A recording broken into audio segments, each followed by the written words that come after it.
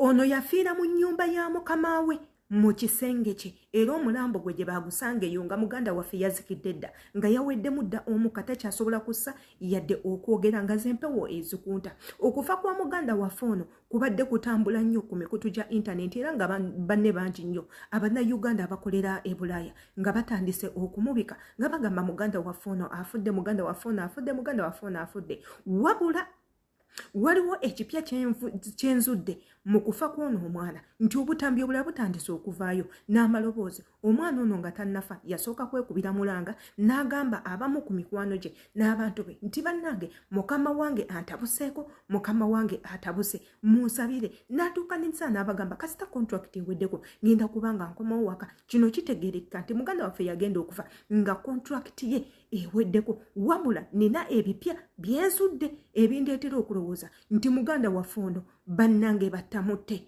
ono omuwala battamutte, ono omuwala tiyafudde. Bino bye batugamba nti yafudde, ono omuwala yattamutte. Gano ge gagenda okuba amazima. Wabula nga sinnaba kweyongerayo ngenda kubanga imbaterawo akatambi ka muganda waffe ono era mukalabe mukekaanye abasinga mubadde mumumanyi kubanga naye ku social media abaddeko ng'akola videos nga nze bwenkola ezange. Ngenda baterawo akatambi ke nga reminder okubajjukiza tekako n'okubalaga muntu ki gwe twogerako. Bw'oba omumanyi ng'obadde omumanyi in real life akatambi kanene nawe osobola okwongerayo n'okasharelingako mu groups ez'enjawulo abantu ne bakalaba. Wabula woba obadde tomumanyi wabula nga naawe weetaaga okumumanya era ogenda kubanga omulaba mu katambi kano. Ate sinze nzekka bangi nnyo abazze nga bamubika era alabikidde ku mitimbagano mingi nnyo. Kyovulaba ngenda teekawo akatambi kaneno tutandike okubanga tukungubagira wamu n'abo abafiiriddwako muganda waffe ono. Jjukira Munnayuganda nga gwe nganze ate era nga mukozi nga gwe nganze. Wane nnono nze Sheila Adita beera nga osubscribinga ku YouTube channel yange ekigambo subscribe wekiri notification bell eri awo waggulu togyerabira muganda wange. Gwe viewinga videos zirabe okomentinge ng'okomentingisa erinnya lyo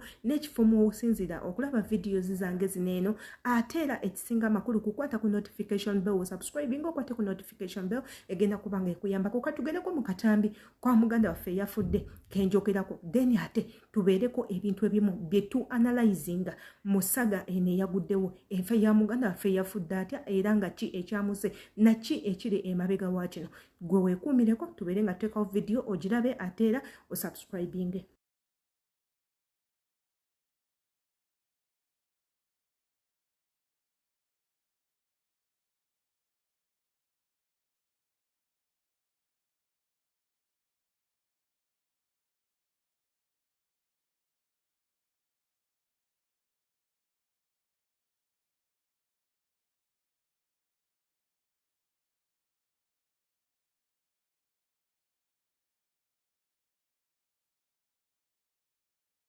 Indowooza nammwe akatambi ako mukalabye bulungi. Akatambi ako era obutambi bw'oyo omuganda waffe omuwala bubadde butambulira nnyo ku mikutu gya intaneti okuli Facebook, okuli TikTok era nga bangi nnyo bali mu kunyolwa olwa muganda waffe ono okufa. Wabula nga kitegeereka nti muganda waffe ono okufa kwe yali amazeeko contract era ng'agenda kudda waka. Wabula ng'ate era wano amawulire ge ag'okufa we gatandika okuba nga gakyamukira era nga batugamba nti muganda waffe ono yafa hiita ye yamutta. Bwe twogera ku hiita tutegeeza ki? Hiita zineno ze tuteekako mu biseera by'empewo, mu biseera by'omuyaga gw'empewo oba winter, ne tuteekako hiita ezo okuleeta ebbugumu mu nnyumba era nga bagamba nti muganda waffe hiita eno ye yamutta. Wabula nze kye sitamanyi hiita yamutta ng'emutta etya? Hiita yafulumya omuliro mungi oba hiita yabwatuka bwatuse?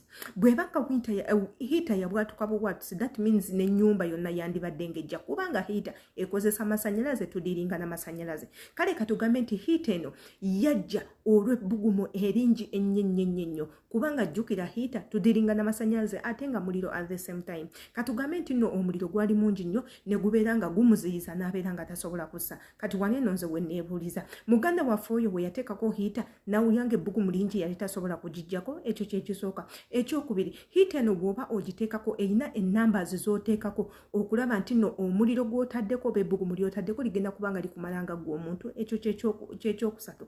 Ekirala muganda waffe ono lwaki hiita bwe yalinga kweri bakama be tebasobola kumanya nti bannange wansi hiita efunye obuzibu oba ennyumba ebogoma nnyo wali obuzujjukira hiita eno nze bwe nteekako hiita waneno mu ruumu yange neebeera neefulumya ebbugumu lingi nnyo waggulu bakama bange basobola okukimanya era bwe kiri jjukira hiita zino zikozesa masannyalaze hiita woogiteekako amasannyalaze amangi era egenda kubanga ekyankalanya ewaka na mita egenda kubanga eraga nti amasannyalaze gadduuka nnyo kyogamba nti nno bakama abe tebasobola kumanya nti nno omwana hiita ataddeko y'amaanyi nnyo ekirala akoze emyaka 2 gyonna nga gwe mulundi gwe ogusoose okukozesa hiita eyo nedda nze omutima guŋŋamba nti muganda waffe ono yandibanga yattibwa buttibwe oba si ekyo nga yaweebwa obutwa nga yalya obutwa gwe butaabenga butwa nga waliwo ekintu ekirala either ng'omubiri gwe gwakoowa oba ng'alimu obulwadde ebintu ng'ebyo naye bw'oŋŋamba nti hiita ye yamutta am not satisfied kuba engeri hiita gyettamu buli omu akimanyi guneeno muliro ate ganeeno masannyalaze engeri hiita gyettamu inzibu nnyo katugambe nti nno kale yafa hiita ng'abantu bwe bagamba nti yafa hiita wabula nze nga nze adita sigenda kubanga nkikiza tayinza kubanga yafa hiita ate n'amala nga yabadde aweereza obubaka obugamba nti yeetaaga buyambi kati nno wana ekirowoozo we kijjira ne ŋŋamba nti muganda waffe ono battamutte igwe alaba katambika neeno olowooza ki gwe naawe okyalowooza nti nno hiita ye yaviirako muganda waffe ono okufa nze omutima gugamba nedda kammanye gwe olowooza ki ng'oyita mu comment section commenti ngawo ombulire ki kyolowooza embagala nnyo